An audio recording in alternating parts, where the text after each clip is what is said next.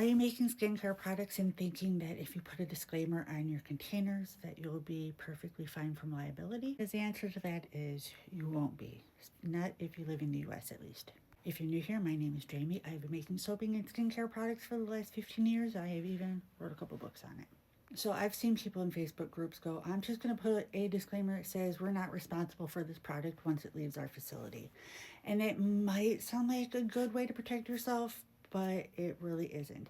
Now, a disclaimer for you, I am not an attorney. This is just my experience and me researching from over the last 15 years. So with a disclaimer, it can help manage your customers' expectations, but it is not a magical shield to protect you against a lawsuit. We have in the US consumer protection laws that are enforced by the FDA, and they require your products to be safe for use as advertised. So if a product that you sell molds because it doesn't have the proper amount of preservative or no preservative at all, and it causes a reaction on that person, you could be held responsible for it.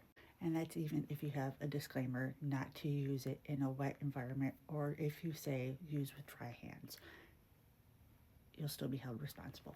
The easiest way to protect yourself from being sued basically is to make sure your products are formulated properly. If you're making a sugar scrub, where do most people use sugar scrubs?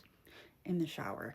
So they're going to use it in the shower, or they're going to put their wet hands in it, and without a preservative, it's going to mold. If you put tallow and honey together without a preservative, it's going to mold. So making sure all of your products are properly formulated is key to success. You can put instructions on your products like to store in a cool place or to use clean hands and tools to avoid contamination, but it's still not going to protect you.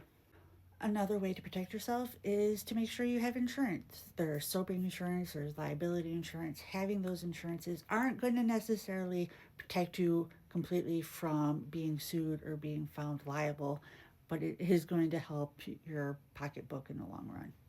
Now, I do have an entire blog post going over this in full detail because it's a lot of information. So if you want to, be sure to check that out. And as always, if you're a maker, make better. If you're a shopper, shop smarter. And if you have any questions, leave them in the comments.